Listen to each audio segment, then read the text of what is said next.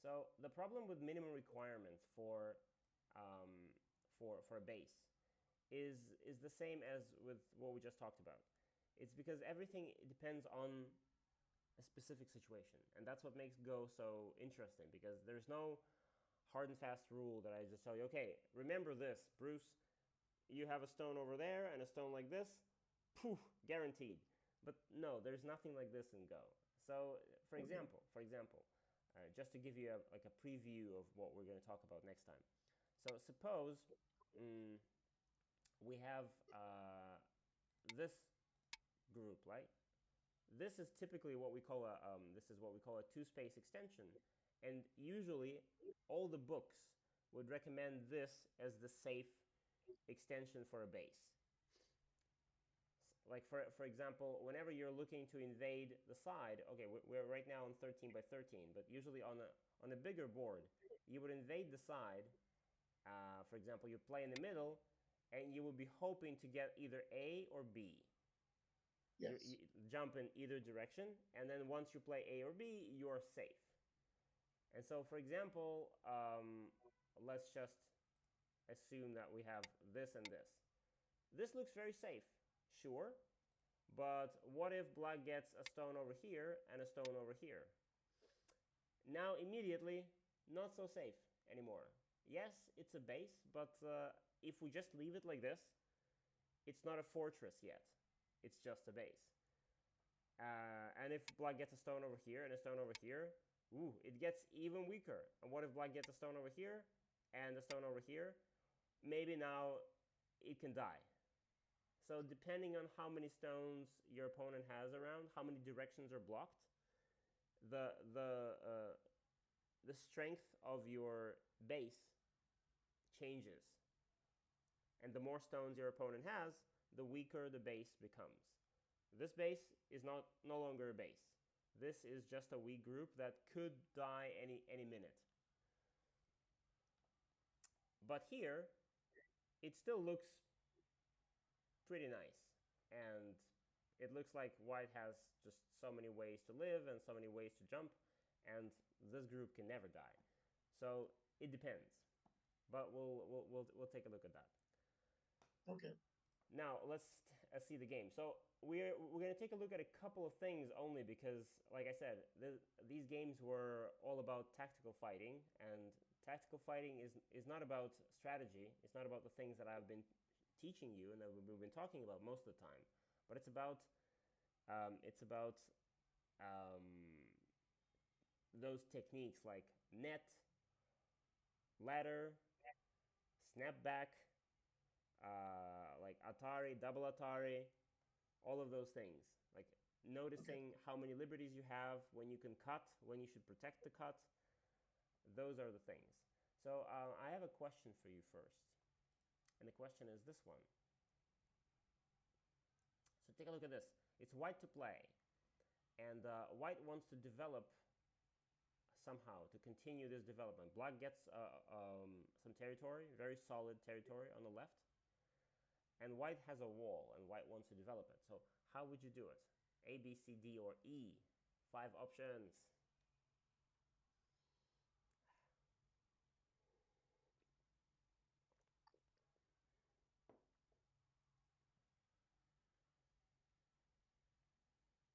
Let me ask you a definition. The definition of pushing from behind. Okay. If I were to, I'm not saying this is my move, but if I played at D, Yeah. would that be pushing from behind? Yes, that would be pushing from behind because right now the white stones are behind the black stones, right? Black is ahead. Black is one stone ahead of you. Okay, so that's the definition, I guess. Yeah. It's not to the left or right, Yeah, it's not about left or right. It's about when ahead or behind. your stones are currently behind and you're trying to even with your opponent, but you can never do that because once you even, it's their turn and they will get ahead again. Yes. And then the problem is that white won't even get ahead by. I mean, black won't even get ahead by doing this. If that were the case, that would be actually quite nice. If we could just push like this from behind the entire way, oh, that would give us a very nice wall, and black still keeps getting 2 points at a time. That's okay. Black only gets how many? 26 points, but white gets this gigantic wall. Maybe that's okay. But the problem is that this is not what's going to happen. What's going to happen is as soon as you push from behind, black is going to hane. Yeah. And that's why we don't like pushing from behind. And then maybe even double hane. And this is what's happening. Instead of getting a wall, you're actually getting curled around and pushed around while black is getting all the points. So that's Okay. not a happy situation for white. So I would say at this point, C is my choice. C is your choice? Okay. What about A? Don't like it? What and why?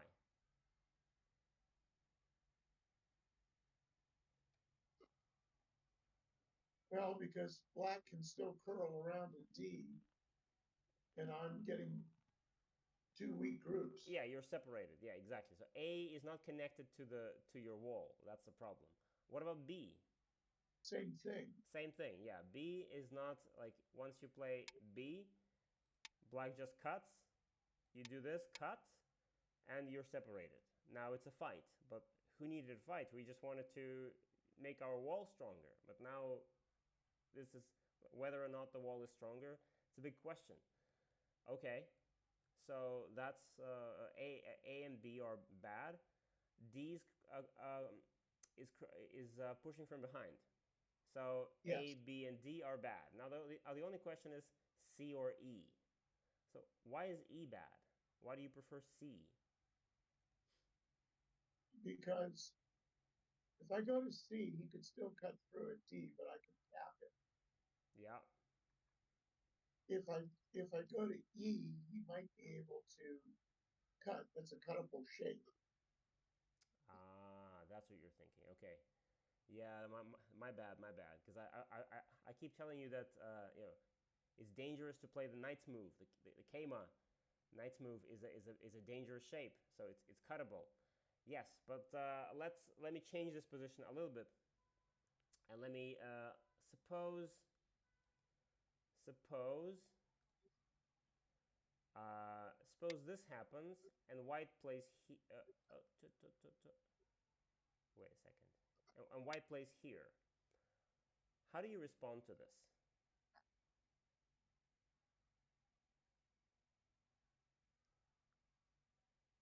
What's the simplest way to respond to this? Well, the simplest way is to connect. Yeah, and very often Take, actually, and very often the best actually, because every time you start getting too smart for your own good and playing something like that, or some people play this, or some people try this. All of these things, they're tricky and they could potentially bite you back. The easiest thing and probably the best thing is this is a peep. This is a threat to cut. And if that's the threat to cut, you just connect and feel safe. Your corner is safe. White stone, whether or not white stone at J4 is going to be useful, that's not clear. But the corner is yours, that's for sure. Okay, so now how about let's change the order a little bit. And suppose it's not like this, and you connect, but suppose white plays here first. Now how to respond?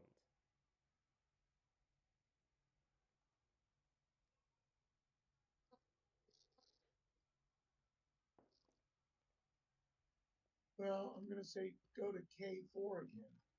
Yeah, K4. And that's the thing.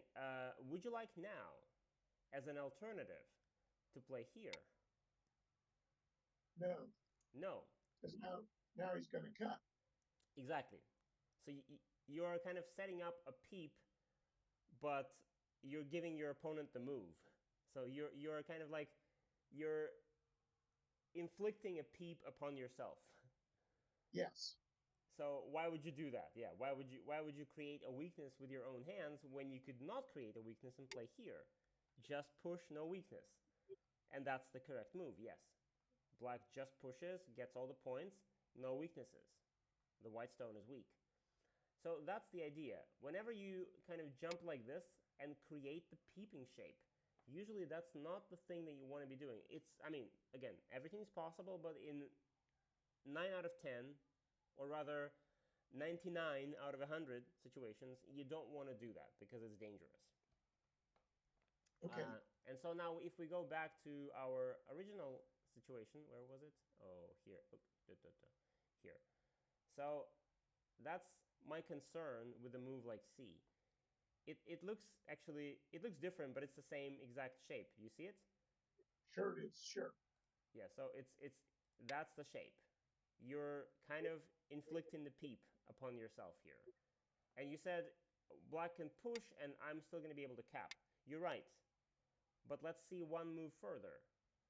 Black pushes, you block, but now there are two cutting points. Well, black cuts. Yes. Black surely cuts.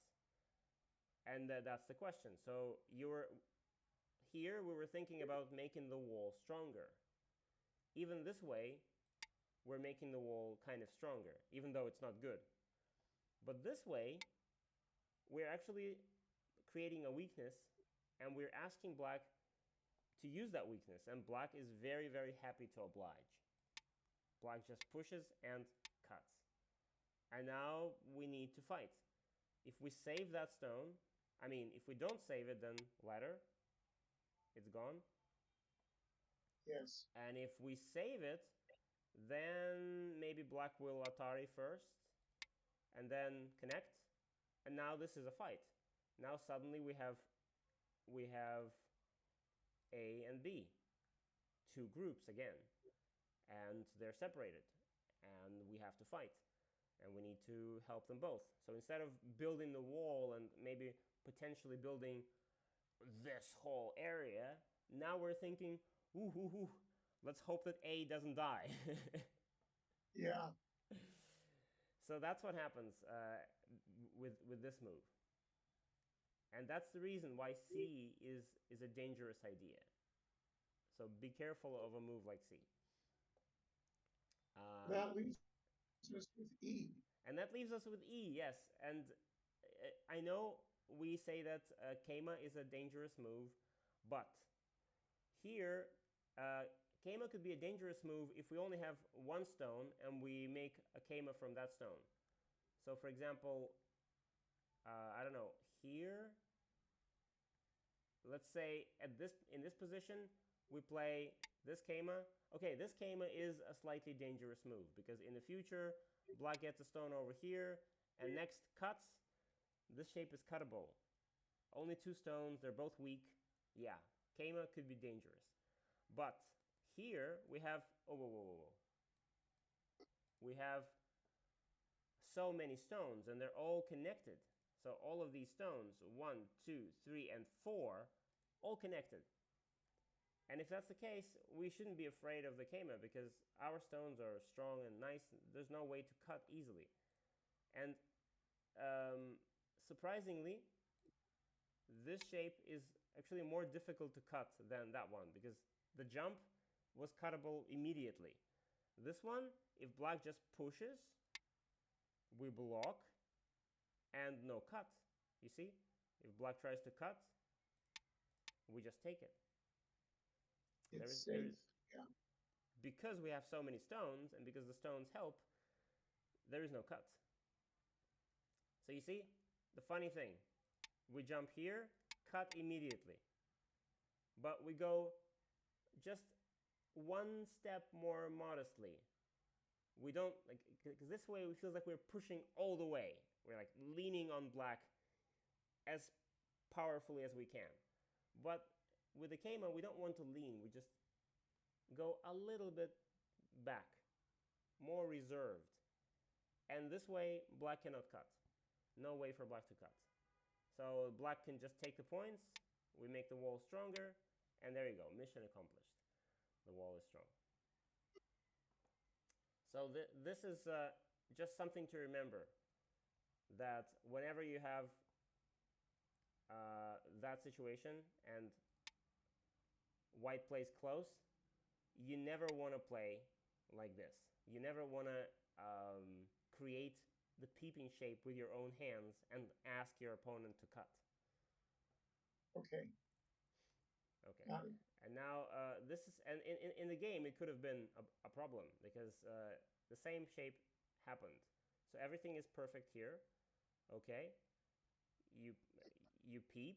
All right. Next you threaten to cut. Black connects. Okay. And next here's that situation. You need to choose the next move. You don't have to play on the right actually anyway. You can choose something like this. Just take the points, which is absolutely fine. But if you want to keep playing here, it's not this move, too easy. In the game you played this move. Ah, I see. And your opponent doesn't do anything, and that's a mistake. But of course, black should immediately cut and cut. And after this, there's no way to save that J7 stone. It's just gone. So that's what could have happened, and now you know why. And yes, yes. it never happened in the game, but I'm just showing you that it could have. And now, yeah, and the best shape was, in the same way, would be the Keima. Just play here, no cut, and you are kind of slicing into black's area and reducing it. So that would have been a very nice move. And if black now chooses to protect, then you can go back and protect. And this is Okay. this is a good game for both, maybe. Okay, but in the game, this, and the cut is still there. And then you play this move, and I don't think you realize it in the game, but this move actually, in a very interesting way, protects that cutting point. Like you see, there's still a cut. Black could still cut now and cut, but black didn't, and now black can't anymore. This is, you're thinking about cutting black, but actually you're also protecting against this. Yes. So that's a very nice move. And the question is what to do next. You push inside and you do this and then this, but there's something just much better than all of this. So after here, I have two, no, maybe three.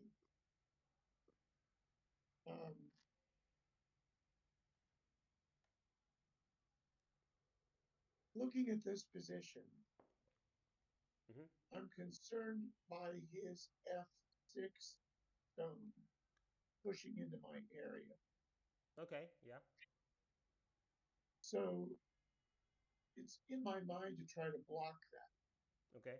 I can't block it directly, but I could play D6 or something like that. Yeah, well, I mean, if by directly you mean something like this, no, you shouldn't do that. Yeah, but yes, D6 was something like this would have been a fine move. Yeah, something like here or here, that would have been a very nice direction. So that's a very, very big move. But there's another direction on this board which is also very, very big, and I want you to try and tell me what it is. Look around. Well, the other direction is the K6 stone and pushing into his area. Yeah, that's separating his two groups. That's kind of what I meant, because if we imagine that, let's say, suppose you play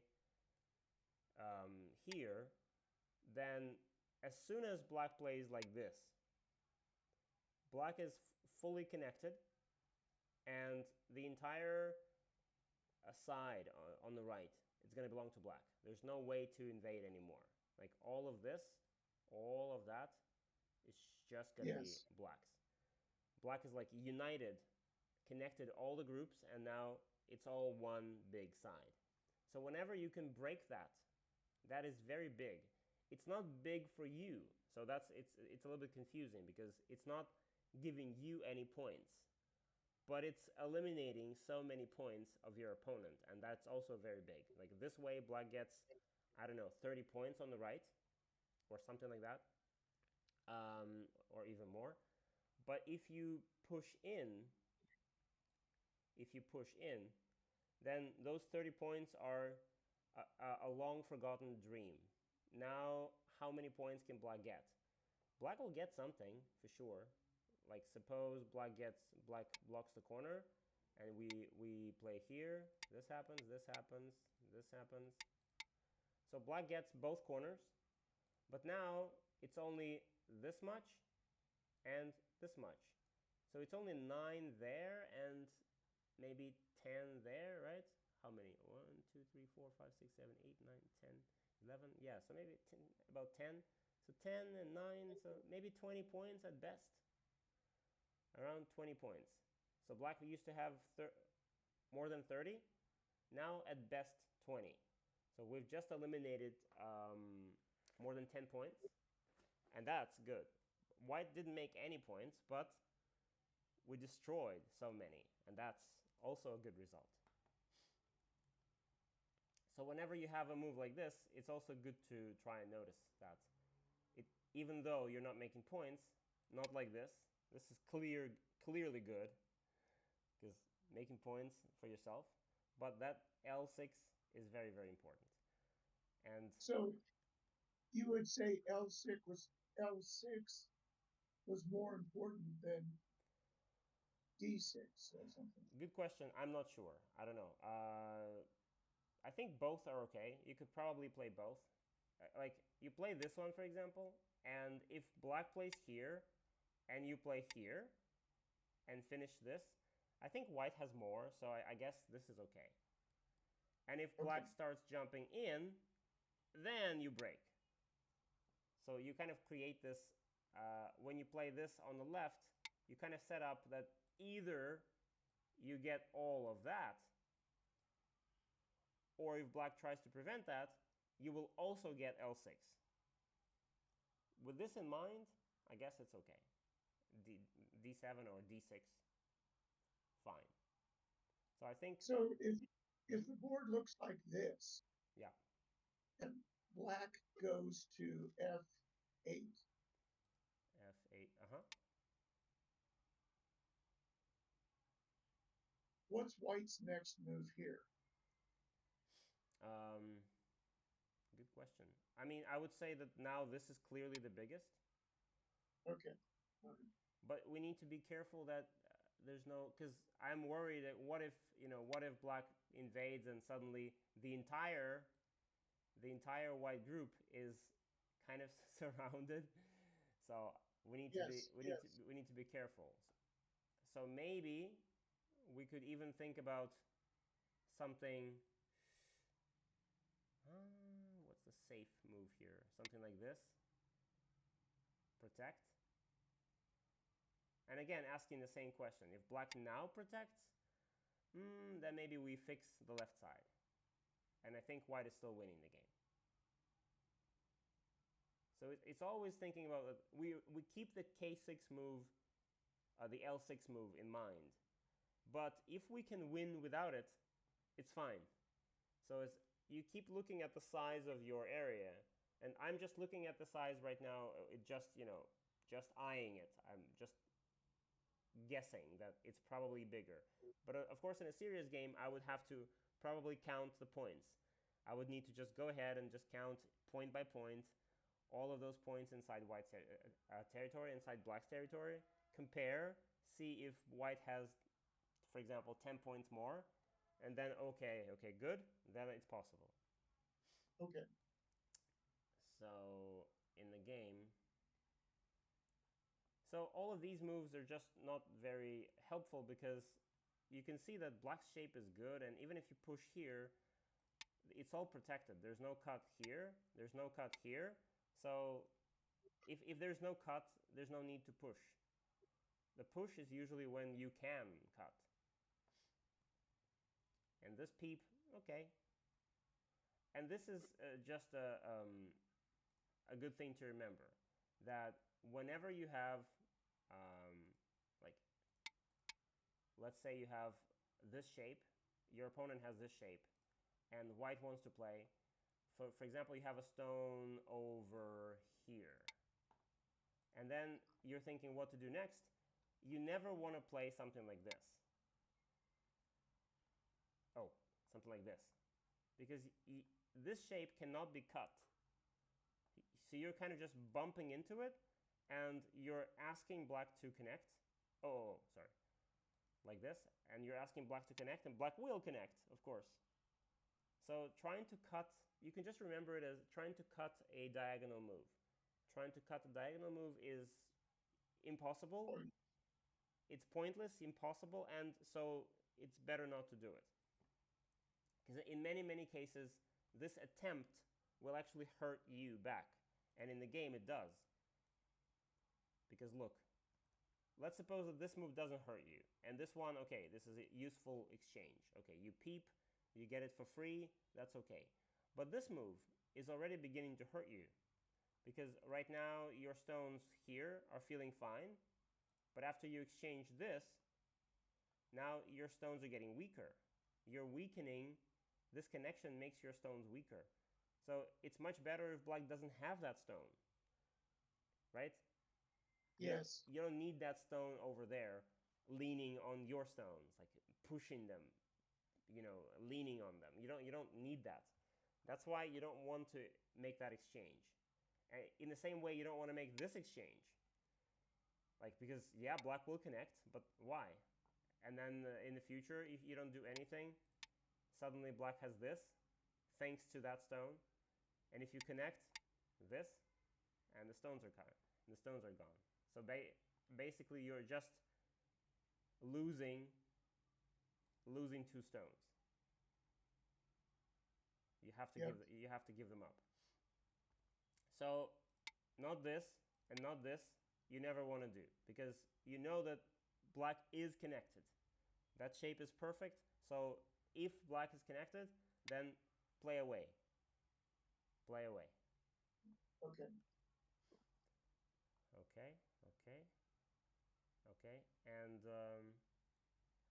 again, it all starts with an attachment. You do an attachment, and an attachment just doesn't work. Hard to criticize because you need to read this. Sometimes it would have worked. So it seems like you were assuming that this cut is going to work, but unfortunately, yes, you can cut, and you even capture the stones, but black gives them up, gets a lot of stones, and next, actually, black played not the best moves. Maybe black could play something like this, and just kill your corner. And after that happens, probably white just loses the game. So it's a pretty tricky situation, you see? You cut, and it seems like you capture, but black gives the stones up, and in the process, builds a beautiful wall right next to your corner. And now the corner that was strong just 1 minute ago becomes weak and dies. So that's the problem. And seeing that the corner is actually quite weak right now, this is still quite vulnerable, and you're completely surrounded by the black stone. And look at how many black stones are around. So then you don't want to cut. You don't want to weaken your corner even further. And so what to do right now is to maybe even like peep. Black connects, you strengthen the corner, and then finally this move to separate. And after this, I think you're still winning the game. You keep the corner, you have this corner, you have some territory over here, and now you're destroying this. With this in mind, I think black has less. Black only has some points here and some points over here. It looks like white has more. So this is how the game is lost. But the biggest takeaway is about shapes. We're never cutting a diagonal move because it's pointless, and we don't set ourselves for a peep. Okay. We don't create the peeping shape. We want to avoid that because of course our opponent is going to cut. Now let's take a quick look at the other game, and it's also very, very tactical, unfortunately, so there's not much to talk about, but let's try that. Okay. Review started. I'm not stopping the review, so just keep going. Okay, here it is. Oddly enough, I had played this guy game 316 in an earlier game, and I beat him. Yeah, and I mean, he made a lot of okay, so he completely destroyed you in that fight, and so the game was so good for him, and he almost ended up almost losing it. So he's not that strong. He made a lot of, and we'll see that now. So again, no need to complicate. If there's one advice from this game, and maybe from the previous one, is that there's no need to, like what I often see how the game is lost is that the situation is actually very good for you, and then your opponent, does something to tries to attack you, and you respond in a very creative and unusual way. But if you had only responded with a simple way, with a very simple move, then you probably just win. But it's always the creative approach, the weird approach that, and again, hard to criticize because creativity and they go hand in hand, and trying different things and exploring is what is encouraged, and you should definitely try these things. If you always keep playing the same moves, it's actually boring. So it's good that you try, but it's also good that we're going to take a look at that and see which experiments failed and which one and which succeeded. So at this point, black does the corner, the center and this move, so that's not very good. No territory, and you take the corner. That's nice. And this is also no territory, so black is separating you, yes, but no points. So you take the points. And again, I even checked with the AI just to make sure that my assumptions were correct, and the AI confirmed that it's what we talked about at the very beginning. Remember, you asked me about jumping to the center and if the corner needed some help. It's kind of it's about a feeling. So this corner, it is absolutely fine. It would be fine, but now black suddenly has A and B, and there's also C, and kind of far away there's also D. So all of these stones, they feel like they're putting some pressure on this poor little triangle stone. And if those stones were not there, this corner would be just fine and dandy, and you wouldn't do anything about it. But as soon as you see those A, B, C, and D, you start thinking, that's a lot of stones, and they're all kind of around my corner. And so if it's my game, I would actually probably, instead of going there, which is a great move, no mistake about it, but I would probably just play here just to strengthen this corner once again. It's also a very big move, and it makes sure that black cannot do anything with those A, B, C, D stones. Because if you do this, black played here, which is a weird way to attack. But black should have immediately attacked like this, a normal approach. And this way, your corner gets under pressure. You won't die, no, but pressure. Now maybe you need to do this one, black extends, still not alive, you need to do this and that. Now you're alive, okay? But now black does this, and suddenly look at this. Because your corner was weak, and black was able to get some moves, black is now building such a big area. Again, maybe this area won't belong to black, but we never know. So whenever you feel like there's a lot of stones around, that's maybe the moment. That's even if the moment is at the beginning of the game. That's a good moment to reinforce, add some stones. But this is fine. And now here's what I mean by simple moves. Black attaches to your corner. Okay, hane. Extend, extend. Perfect. Now this. What's the simple response to this?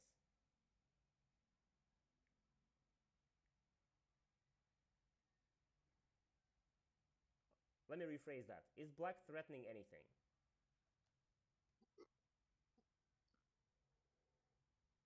It's threatening the stone at K3. Okay. So It's putting pressure on it. so what can we do about it?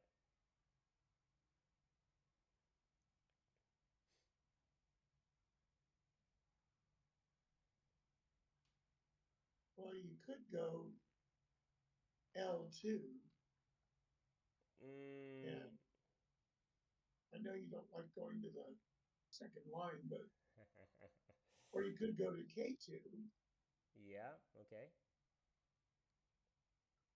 or just connect at L3. Yeah. I mean, the simplest way is just to connect. Yeah, but I agree. K2 and L2 seem actually possible because here I would criticize. Yeah. I know. I don't like second line, but this second line is actually quite tricky because this move it protects the cutting point, and also it sets up this move next. Now with L2 in place, J2 becomes a very natural next continuation. And it reinforces the corner, makes it bigger, yada yada yada. Beautiful. And I'm thinking of L2 as a precursor to making eyes. Well, and that too. And if And black doesn't want you to get that beautiful J2, then black will be forced to play something like this. You connect, but now black has a choice. Is black going to play A, which is a good move, but B is also in danger. So that's the problem. Whatever black does, black can't fix everything. There's B, there's A, and there's also C for you to just Kema out of the corner. So no way for black to just stop you and just attack you severely. So yeah, this L2 is okay, but even if you just connect, it's also okay. Maybe not very fancy, but very much okay. okay, This, just like you said, this move is threatening your K3 stone. Black is threatening to probably cut at L3, so just protect. And that would have been such a simple and yet good solution. Once you get this, this looks like a very bad situation for black because black gets currently pretty much no points. Maybe this, a little bit of points here, but we're not sure. Black probably needs to respond now here. So black gets what, 6, 7 points? The corner is still invadable. I mean, this is still not territory. So black gets nothing so far. And you already have two corners for sure. You have this corner, yes, and you have this corner, yes, and that corner, maybe. If black protects the upper right, you protect the upper left. So this is a very, very nice situation for you. Easy game. Very, very comfortable game. That's what I mean by not making it complicated. Black is making a threat, just respond to that threat. No need to make something incredibly wild and creative.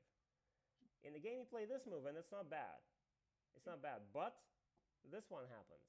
And now you need to fight. You need to figure out what to do. Because after this, there's also now a cut at A. So at any moment, black can cut there as well. And that's something to worry about.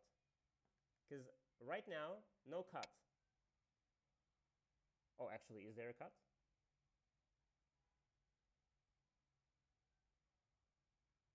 Maybe there is. Is there? yeah, well, it might be. Well, okay.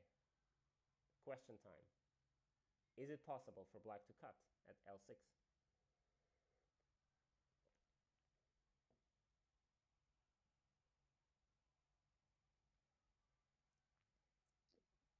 And if black did, if black had done that, what would you have done?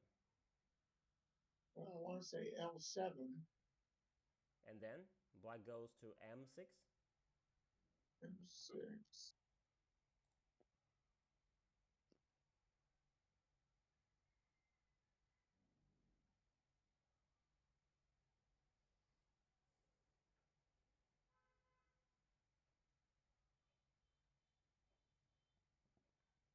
M7, Mm-hmm. And then black goes to, I don't know. M5. Yeah, but M5 doesn't work. Okay, let's try M5. Well, then you go to M4. Exactly. Yeah, yeah. So this is we've seen this before. It's a very that's the situation that you need to just remember and make it fully automatic because this is what happens in games a lot. This cut on the third line and it doesn't work. We just push to the edge, push again, and nowhere to run for black. Yes, black can maybe take that stone, but it's okay. We give it up now.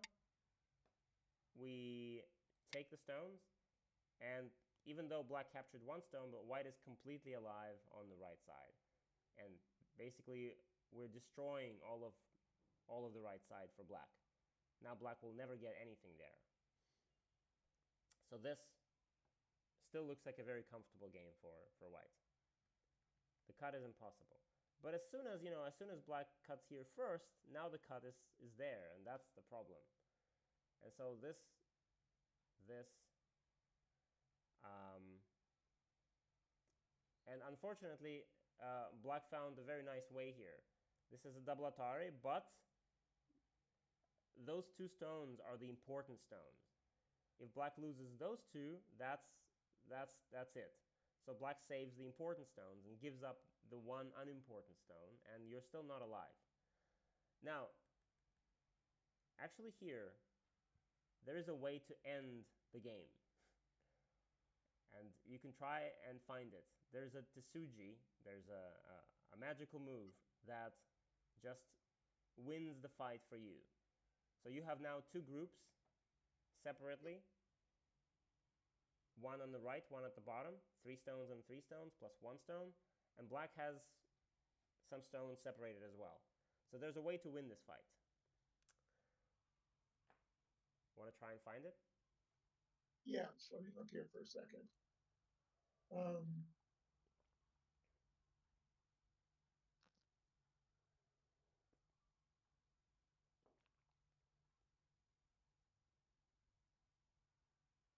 okay,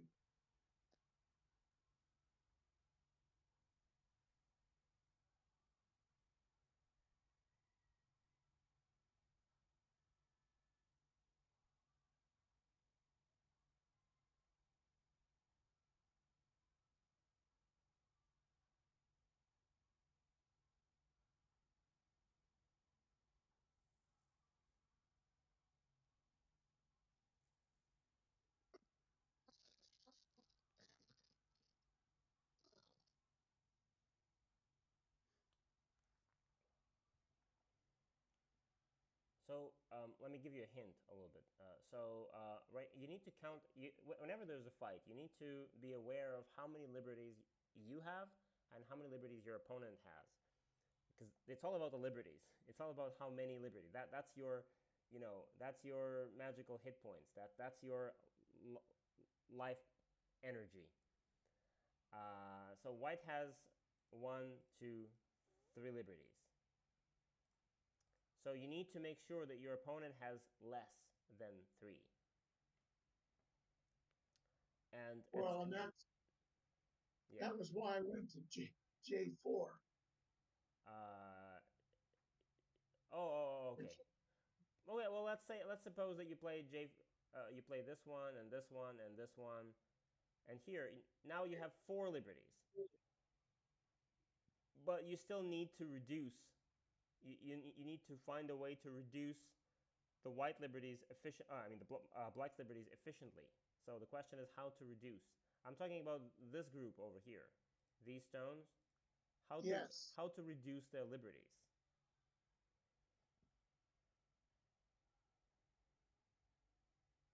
let's look at N3. Okay. If we play n3, black will probably play. How about M3. yeah? How about m3? Yeah, looks like a very simple response.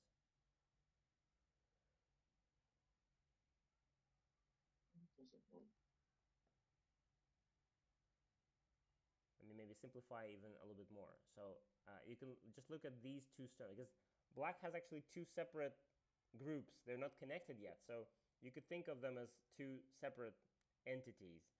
And just look at these two stones, the L2 and L3. Okay, let's try M3. It still doesn't work. Yeah, if you play LM3, it's very easily capturable. It's too easy. Black just takes it and it's over. So you need to Right. think of a move that creates some double possibilities. It should be like a pun that has a double meaning. You make a How move, about, yes, how about M2? and that's the pun. That's the pun, because when you play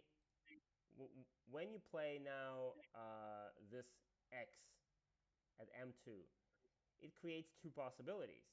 One is to cut at A with the very next move and just kill the stones, and the other one is to connect at B. That's That's down here, yeah. that's the pun. Once you play that attachment, you're threatening two things at once, and there's no way for black to fix this. And this is a very common tsuji in a fight. When you need to fight, that's what you do. So you attach here. Black has no choice. Otherwise, black just dies right away. Black has no choice but to connect. But then you connect. And how many liberties does black have? 2. Only two, which means that whatever black does, it doesn't matter. Next, N5, Atari. And done. The game is over. You capture these stones and you win the game. But that's not a very easy thing to find because if you've never seen this before, this is a tsuji that it's difficult to find in a game. I kept looking at that corner and wondering, but I didn't see it. Yeah, but now you know that whenever you're looking for something, you're looking for a pun, you're looking for a double meaning, for a double threat. It cannot be just a one-sided move. So when you play a move like this one, it's a threat, but it's only one threat. And black has a very simple way of handling it. Just capture that stone. So you always need something with a double purpose.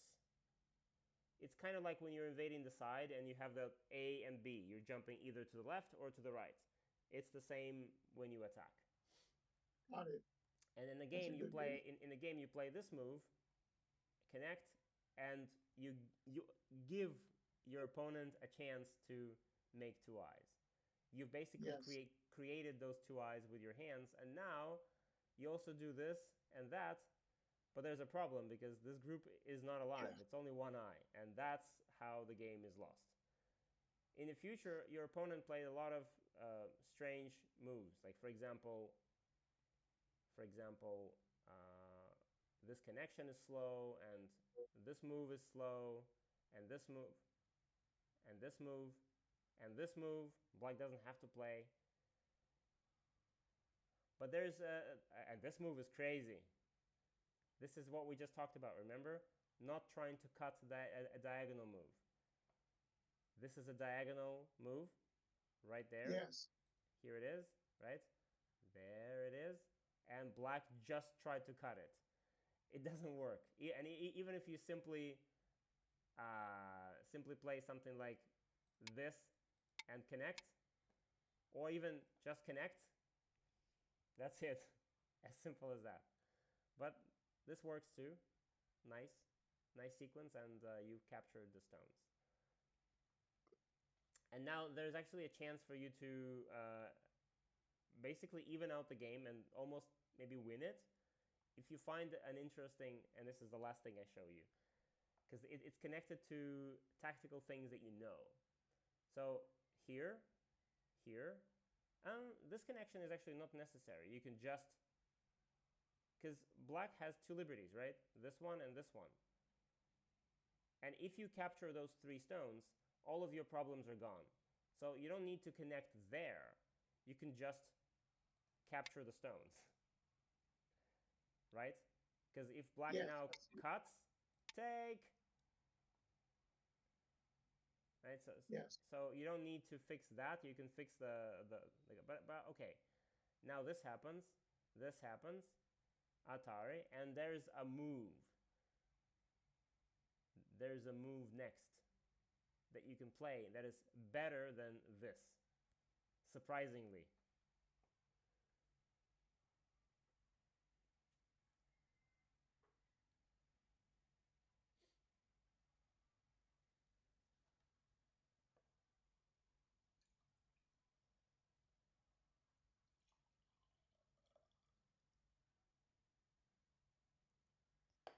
Better than that. Yes, much better than that.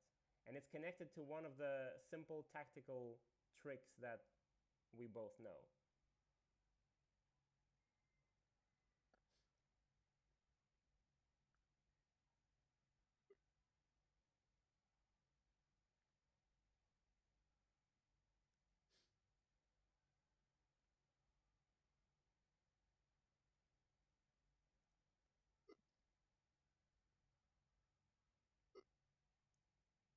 There's a way to capture those stones without capturing them.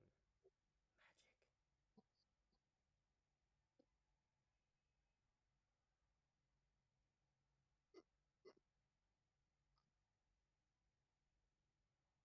Let's try G12. And what happens after G12? Oh, he's Black. going to take that stone. Yeah. It looks to me like he's going to end up with two eyes there, too. But what you're not seeing is that after you play G12, this is Oh, is that a snapback? that's a snapback. Yes, and that's the beautiful trick. Actually, I've seen this situation. This situation happens surprisingly a lot in games. This sort of thing, this sort of Atari, and at a certain point, maybe at about 12Q or 10Q, people learn this trick and they start consistently playing here. But before that certain level, maybe before 12 or 11Q, people always capture.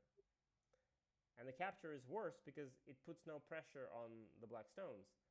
But when you play here, you've captured kind of, but you're also you're putting more stress and more pressure on the three black stones. Yes, absolutely.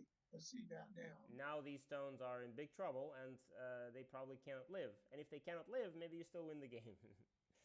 Now it's a close game again, even though you died on the right side, but black managed to make the game really close.